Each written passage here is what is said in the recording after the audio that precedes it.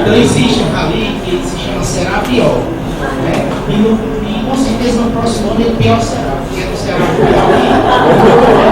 no Ceará, certo? Então eles passam na área dos geotólogos, né? E lá eles fazem o serviço, os odontólogos, os médicos prestam serviço às comunidades dos geotólogos. Né? Inclusive quem lê agora na revista National Geographic, tem o desafio da Hilux que vai passar, vai ser João Pessoa, que vai dar o Oceano Pacífico, vai cruzar o Nordeste. No primeiro lugar do Ceará vai passar do Cariri no Geopárco. Vocês vão ler que está lá. O desafio vai conhecer a história do Banco Central Nordestino, que está escrito nas rochas e nos rochas. Né? E essa ideia foi muito interessante, porque a partir disso, a universidade, o departamento de enfermagem fez um projeto, eu não me lembro agora a fonte financiadora desse projeto, que é saúde preventiva das comunidades de geotrópicos do Japacarari, que foi aprovado. Então agora a turma de enfermagem está trabalhando com saúde preventiva dessas comunidades. Obrigado.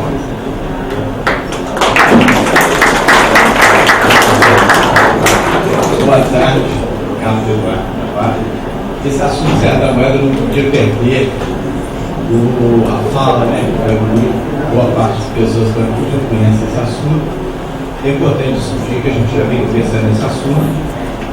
Eles já têm um início com a Astúria, que é aqui, e mais recentemente, há de um ano e meio atrás, Eduardo,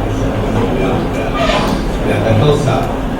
É importante, quando nós estamos falando em geoparques, em multidões, a Serra que mostrou toda, nós não entramos em detalhe, mas a Serra da Moeda carrega, em primeiro momento, com dois grandes aptidões, uma mineral e uma de preservação apresentada pelo Marco e com bastante abrangência pelos os sites que tem que deverão ser estudados. Então, esse é o desafio entre o desenvolvimento hospitalar. Como nós vamos desenvolver a Serra da Moeda?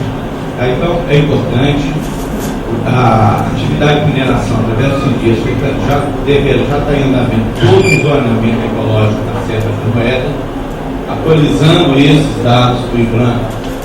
Eles são, na verdade, você pode observar que eles refletem mais o uso do solo, mas você, por exemplo, está fazendo um trabalho também fazendo para a data de hoje as aptidões, exatamente para a gente ver como nós podemos sentar mesmo, trabalhar para ver esse desenvolvimento propriamente dito, envolvendo esses devidos interesses. Obrigado.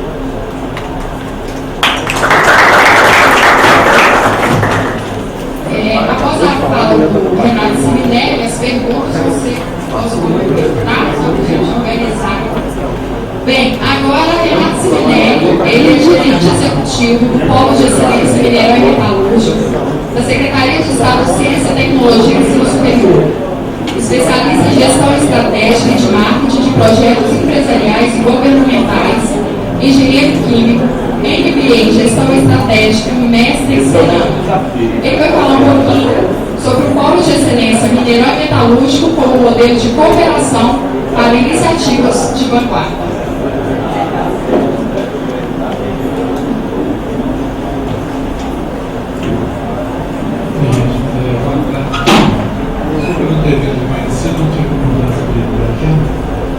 Bem, eu e Ana discutimos aí, né? A ideia é falar um pouco do que eu queria falar sobre. Eu tive uma surpresa que agora o pessoal de tentar resgatar o tempo, então eu vou passar de 60 slides para 55, tá bom?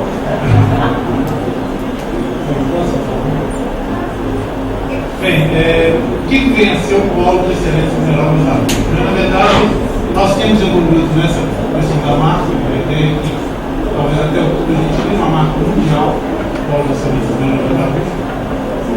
Temos alguma ideia, né? Já estamos falando de Minas Gerais, temos levado essa marca para vários países, justamente para estar testando a nossa proposta. E aqui nós vamos estar trabalhando com dois conceitos, né? Um é o Polo de Excelência como rede de plataforma de desenvolvimento e sustentabilidade. Logicamente, o Polo não é um programa de fomento, né?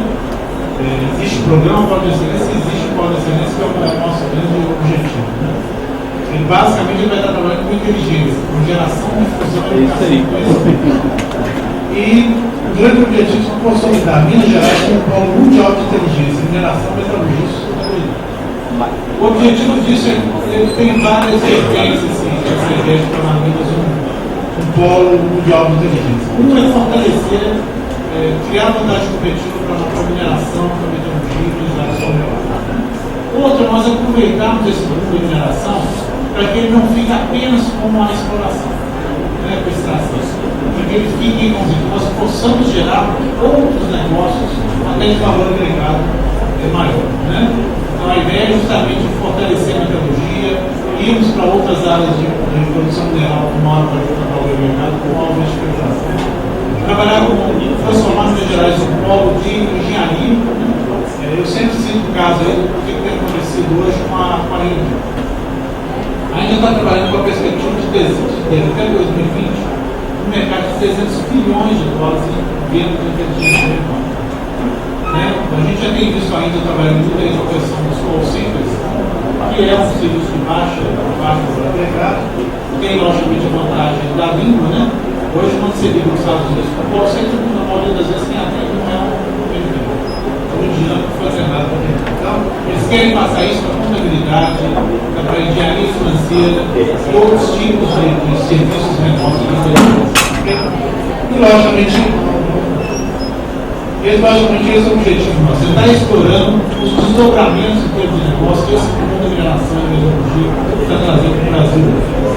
E o polo, na verdade, ele é um consórcio, que no momento a Secretaria de Ciência e Tecnologia está liderando. Na verdade, nós temos aí um grupo de instituições, cada um delas representa um pilar para esse polo mundial, para esse ambiente intenso em conhecimento, intenso em inteligência, intenso em inteligência empreendedora.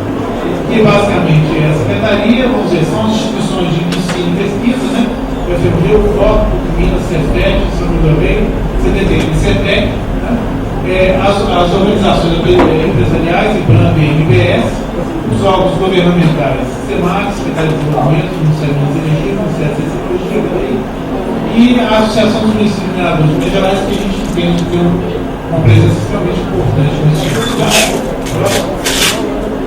Bem, o polo de excelência é visto então como uma política de desenvolvimento, como um agente de desenvolvimento, e ele tem duas abordagens complementares. Eu acho que aquela abordagem mais óbvia são as tecnologias aplicativas clássicas da mineração e metalurgia. São os processos e operações produtivas ao longo da cadeia produtiva. Isso é, de modo geral, é a visão mais imediata e a visão mais clássica. Mas nós temos tido uma preocupação muito grande de ter uma abordagem contemporânea voltada para a sustentabilidade, conservação e a preservação. E um pouco é o que nós estamos falando aqui ao longo desse dia todo, e vamos dar um pouquinho, avançando um pouquinho alguns conceitos, como o polo está olhando essa interferência positiva em termos de geração de energia. Bem, dentro dessa linha, nós estamos criando aí uma agenda de projetos de vanguarda ancorado. Um é na geração e popularização do conhecimento. O conhecimento não pode ficar elitizado, e fechado em pequenos nichos aí de riqueza do conhecimento. E na formação e apoio a novas lideranças. Na verdade, quando eu estava preparando essa listagem de projetos, eu cada vez estou ficando mais assim, vamos dizer, de um certo modo, defendendo muito bem isso, mas a quantidade de projetos que nós estamos conseguindo alavancar é enorme. E aí eu estava aqui até sentado olhando vocês aqui, eu vejo que hoje talvez o grande lado positivo do programa Polo de Excelência é justamente estar criando e fomentando e induzindo novas lideranças. Hoje nós temos tido quase uma obsessão por isso. O produto do polo ao longo de 1 ano, 2 anos, até porque eu não aceito muito que o governo possa ficar durante muito tempo gerindo projetos. Esses projetos é a sociedade, são as comunidades empresariais que têm estratégia disso. Vai ser o nosso sucesso em formar novas lideranças, consolidar essas novas lideranças, e promovê-las, que realmente vai viabilizar, de fato, a consolidação desse programa com o tamanho da opção que ele tem. Então, dentro dessa visão aí, vocês, de alguma maneira, até me perdoando por estar eventualmente esquecendo alguns projetos, eu até, antes que eu esqueça, eu vou colocar um projeto que é um pouco na linha dos olhos nossos.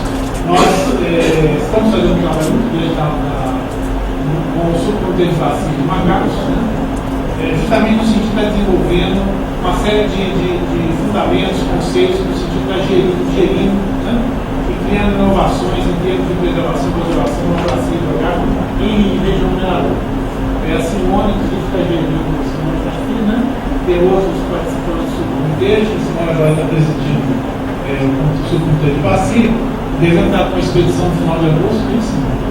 E nós queremos que esse trabalho seja um trabalho de alguma maneira piloto, que pode se desdobrar em uma série de outros subcomitês, outras bibliografias dentro da gestão do minerador, porque é uma peculiaridade muito grande.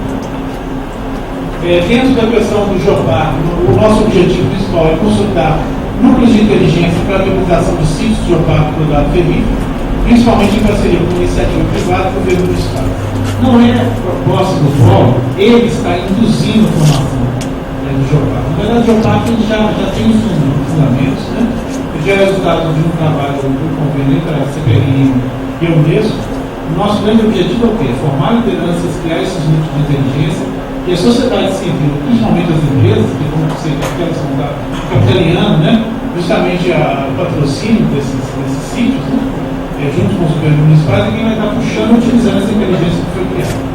A rede social da FASUL, né, que está liderando principalmente para o Quintos, que eu já mencionou. Eu vou estar pedindo a Navarre que, ao longo dos próximos 2, 3 semanas, a gente comece a formatar aí o que nós estamos chamando de fórum científico permanente pela conservação e preservação de regiões de mineração e ecologia.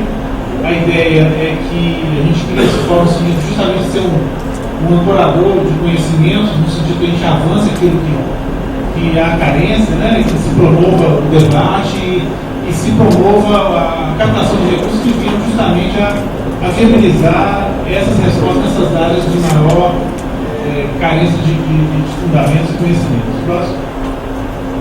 A criação de rede hidroamericana de conservação para regiões intensivas de mineração, nós acabamos de criar.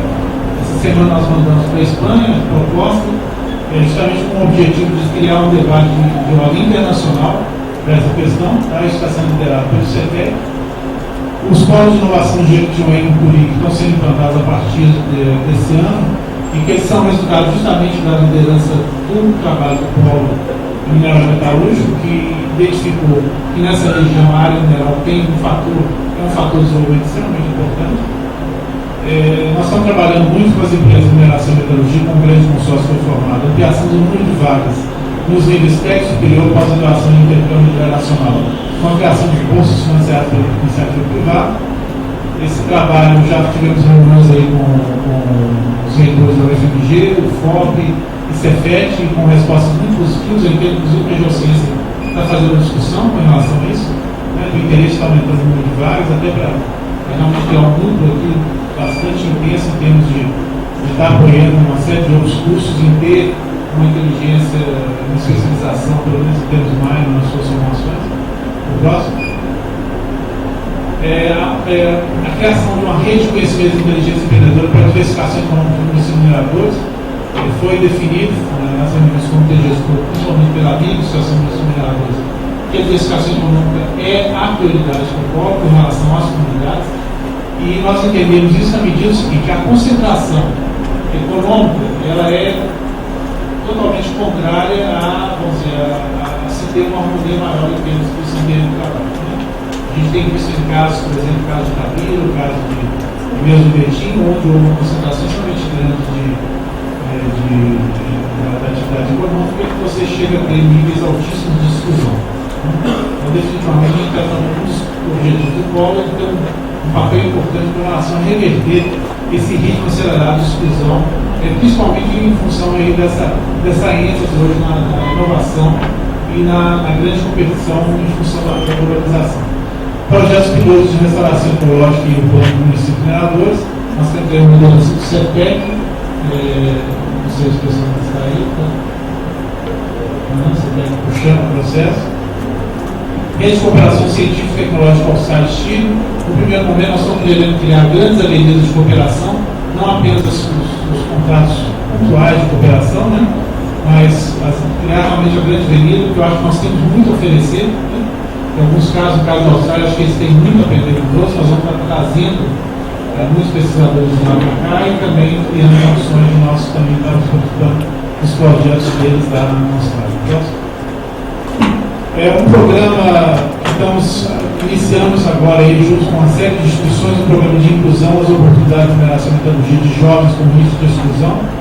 É evidente que nós não podemos ficar passivos a uma área que está oferecendo tantas oportunidades e com tantos jovens aí que estão, vamos dizer, loucos para achar uma oportunidade nova de crescimento social, mas não têm acesso. Então nós já estamos discutindo com Brasília hoje alguns instrumentos aí de vanguarda no sentido de estar trazendo essa meninada eventualmente que está saindo do ensino fundamental para entrar eventualmente em cursos, vamos dizer, técnicos ou cursos vamos dizer, de alguma maneira possam inserir esses meninos nas oportunidades. A criação de bibliotecas regionais, a recuperação da memória sistêmica dos quadrados ferríferos de outras províncias minerais. Bem, é interessante colocar que há uma preocupação do polo em ter uma agenda social, né, com relação não apenas à questão tecnológica e científica, mas uma preocupação grande na área social. Nós temos tido um sucesso muito grande em alinhar, né, os grupos de pesquisa para projetos de extensão com ênfase no desenvolvimento econômico social de regiões e comunidades excluídas. Né? Próximo. Trabalhando com a premissa de que as demandas sociais demandam métodos e velocidades atenciosos de atendimento comparados aos processos empresariais de inovação, então nós temos visto cada vez mais que há uma preocupação muito grande das empresas, né? Inclusive das inovações de tecnologia e inovação. Tem ficado muito claro que a inovação tem sido bastante negativa em termos de ela estar adensando, ela está acelerando, né, o processo de exclusão. Isso em função até da própria capitalidade da urbanização, né?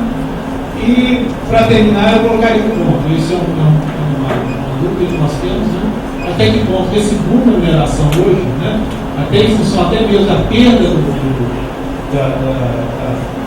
da capacidade estratégica das empresas, em função de elas estarem excessivamente voltadas para o operacional, se esse boom da mineração e da metalurgia, de alguma maneira, não pode dar eventualmente criando grandes riscos também de acelerar vamos dizer, um novo impactos ambientais e urbanos pela própria mineração.